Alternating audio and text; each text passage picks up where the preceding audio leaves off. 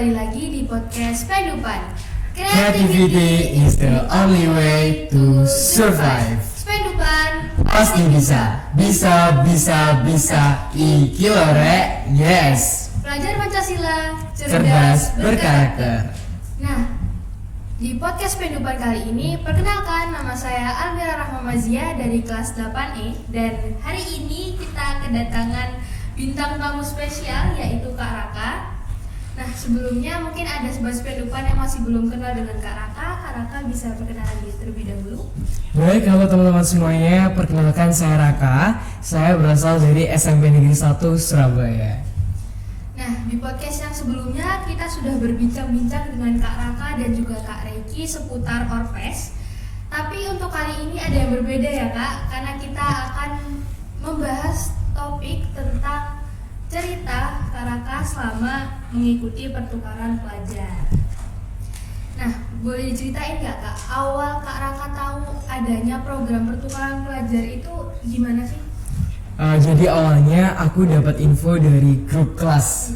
Wali kelasku nge-share tentang info pertukaran pelajar yang bentuknya itu poster. Akhirnya karena aku punya ketertarikan gitu dengan kegiatan tersebut, akhirnya aku mencoba untuk menghubungi wali kelasku. Aku bilang kalau aku tertarik karena sebagai acuan dalam pengembangan potensiku untuk mengembangkan toleransi. Karena pertukaran pelajar ini mengangkat tema toleransi yang ada di Indonesia gitu. Jadi akhirnya Kak Raka memutuskan untuk mengikuti pertukaran pelajar ini. Betul. Karena emang tertarik gitu ya Kak? Betul sekali. Untuk mengikuti pertukaran pelajar ini tuh apa aja yang perlu kita siapin sih Kak? Oke, jadi awalnya setelah aku mencoba untuk mendaftar, ya di pendaftaran itu memang diharuskan untuk mengisi formulir Google Form gitu. Jadi ada kayak beberapa administrasi yang harus dilengkapi, dan juga waktu itu kayak ada pertanyaan-pertanyaan gitu, kayak apa ada gitu di lingkungan sekitar tentang isu-isu toleransi maupun intoleransi yang terjadi. Akhirnya saya sendiri membuat IC tentang toleransi dan juga dikirimkan kepada pihak penyelenggara itu sendiri. Jadi untuk pertukaran pelajar ini pasti kan ada tahapan-tahapannya. Betul. Mungkin boleh dijelasin dulu dari awal gimana sampai akhirnya Kak Raka bisa lolos seleksi. Baik, jadi awalnya yang tadi pendaftaran dan juga mengirimkan IC mengenai tentang isu toleransi dan intoleransi yang ada di lingkungan kita sendiri, lingkungan sekitar. Setelah itu dari 393 pendaftar teman-teman SMP di seluruh Indonesia, akhirnya terpilih beberapa anak untuk mengikuti tahap wawancara. Nah, tahap wawancara ini kita secara online bentuknya di dalam Google Meet. Kalau saya sendiri itu diwawancarai tentang isu-isu toleransi yang sudah kita bahas gitu. Apakah itu memang benar terjadi dan bagaimana solusi kita sebagai generasi muda untuk bisa menyebarkan dan juga bisa menjadi agen dalam perubahan dalam isu-isu toleransi tersebut. Nah, setelah wawancara itu terpilihlah 40 peserta dari seluruh Indonesia, dari Sabang sampai Merauke, untuk mengikuti kelas online di dalam Zoom. Nah, di kelas online ini kita 2 hari dalam 2 minggu. Jadi hari Sabtu sama Minggu. Kita ada 4 kelas. 4 kelasnya itu mengangkat tentang yang pertama ada perkenalan, pembukaan, dan juga yang kedua tentang bagaimana cara kita berdialog yang sehat, terus bagaimana cara kita dapat respect terhadap kepercayaan agama lain, dan bagaimana cara kita membangun self awareness. Akhirnya dari 40 peserta itu kita sudah selesai melakukan kelas online. Terpilihlah 13 peserta yang aktif dan juga diberikan kesempatan untuk mengikuti pertukaran pelajar di Jakarta secara offline. Nah, itu dia kisah-kisahnya ketika lika-liku selama seleksinya. Seperti yang Kak Raka tadi bilang, pendaftarnya ada berapa Kak? Ada 393 ya. Pasti waktu Kak Raka tahu kalau wah aku lolos itu seneng dong. Betul. Boleh jelasin kan kayak perasaanku waktu pertama kali tahu kalau misalnya aku lolos itu gimana? Jadi awalnya kalau yang 40 besar itu kayak nggak nyangka gitu, karena bisa menjadi salah satu dari 40 peserta dan juga dari seluruh Indonesia, dari semua provinsi, 38 provinsi, betul, dari Aceh sampai dengan Papua Barat Daya, itu mendaftar semua dan juga ada di 40 peserta. Akhirnya kalau Raka sendiri itu punya rasa bangkit bagaimana cara Raka bisa bertumbuh dengan teman-teman di seluruh Indonesia, gimana caranya Raka bisa saling sharing dengan mereka, hingga akhirnya waktu pengumumannya 13 besar itu, kalau dari saya sendiri tuh kayak kaget tuh loh, kok bisa sih lolos gitu. Ya? Betul, karena kayak di kelas online itu semuanya pada aktif jawab pertanyaan, pada aktif tanya, dan ketika dihubungi sama pihak penyelenggara bahwa Raka lolos menjadi satu-satunya perwakilan dari provinsi Jawa Timur, itu kayak gak nyangka banget, sering banget sih bersyukur sama Allah Subhanahu Wa Taala. Nah, setelah lolos seleksi ini kegiatan apa aja sih Kak yang dilakuin? Boleh diceritain sampai ke yang 13 besar tadi ya?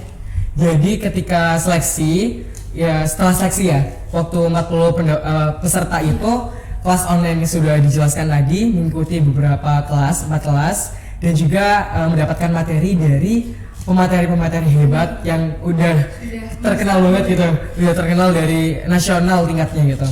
Nah setelah itu kan 13 peserta berangkat ke Jakarta.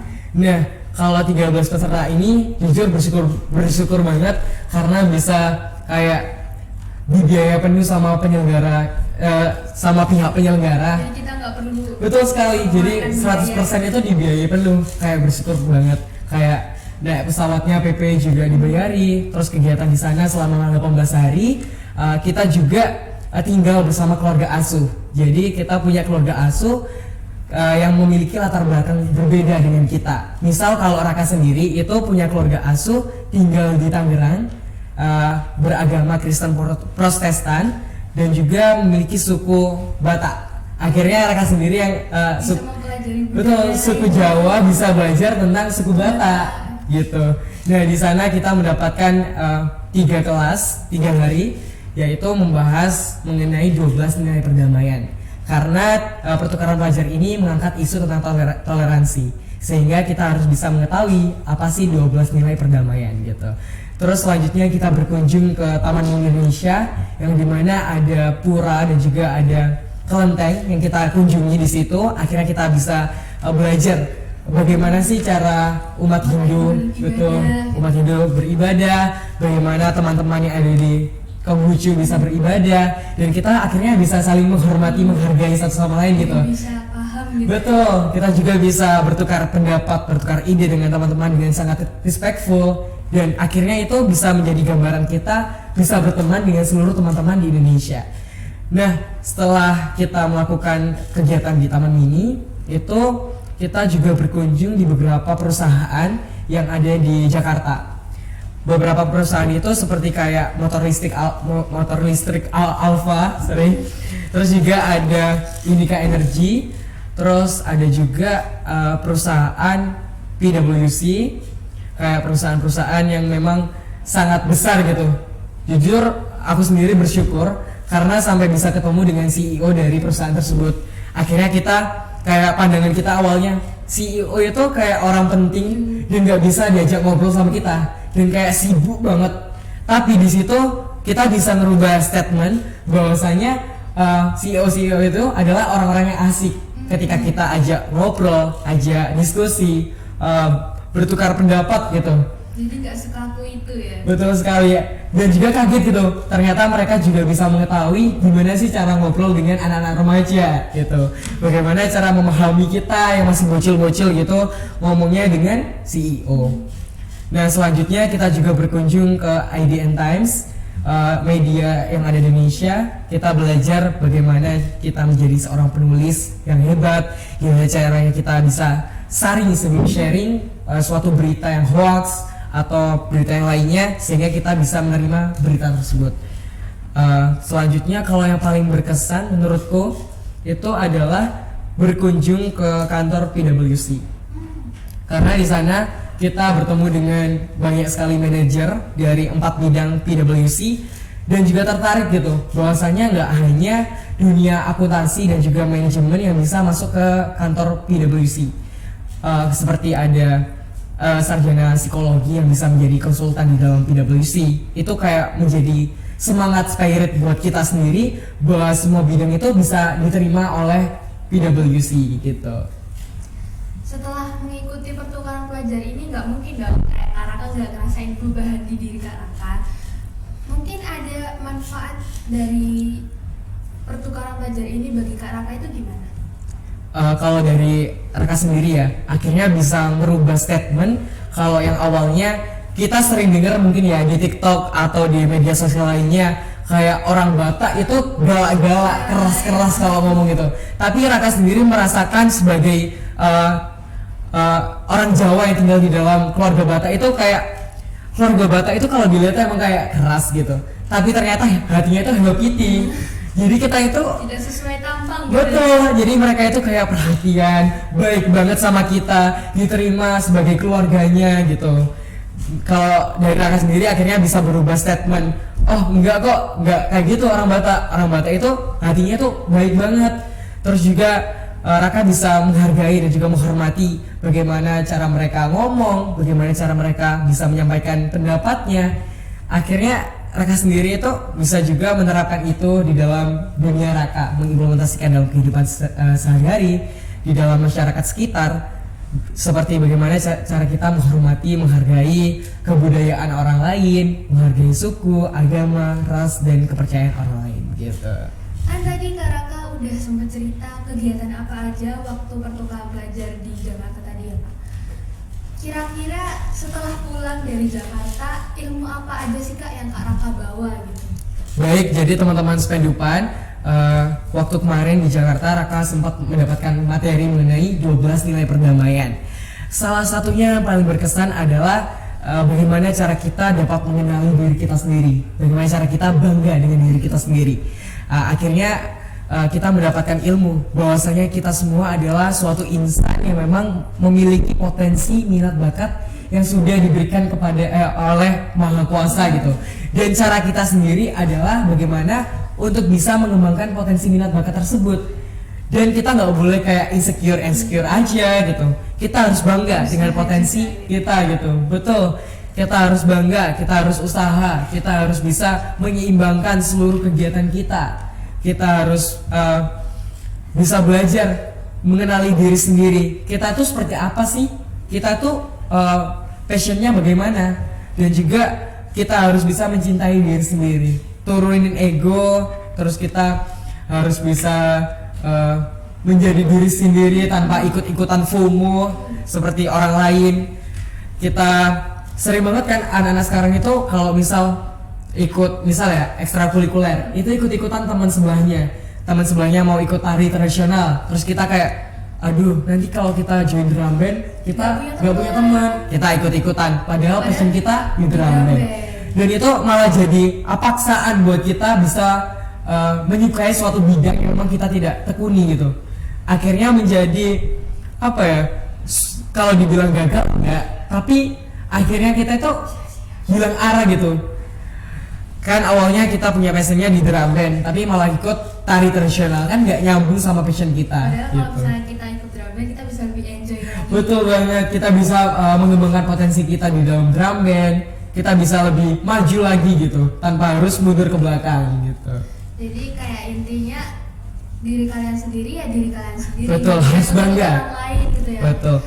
Karena siapa lagi yang bakalan tahu apa minat bakat kalian kalau bukan kalian sendiri yang mencari minat bakat tersebut. Terus juga aku mau bilang sama teman-teman bahwasanya kita sesama makhluk hidup di dunia itu harus saling membantu sama satu sama lain dengan cara bagaimana kita bisa menghormati, menghargai teman-teman yang memiliki rasa berbeda suku, ras, agama, kepercayaan. Kita tuh harus bisa menghormati dan menghargai tanpa harus mengolok-olok, tanpa harus kita ejek, betul, dibeda-bedakan, tanpa kita harus sesuai dengan kehendak kita, harus sama dengan kita. Jangan.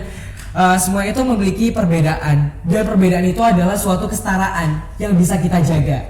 Kesetaraan itu harus kita pelihara, harus kita junjung. Karena Indonesia sendiri kita bisa lihat ya, Indonesia itu adalah negara yang beragam, mulai dari pulaunya, mulai dari suku, agama, ras, bahasa, semua itu beragam. Dan cara kita sendiri tentunya sebagai generasi muda harus bisa menjaganya, menghormatinya, menghargai, dan juga melestarikan. Jangan sampai kita sebagai generasi muda itu malah kayak malu sama budaya kita, terus betul. kita sama budaya lain. Padahal budaya kita itu sangat bagus ya kak, beragam juga dan patut kalian lestarikan, kalian banggakan. Ini nih dari Indonesia. Betul sekali. Gitu. Bukan malah kita kayak ngejek-ngejek juga ya.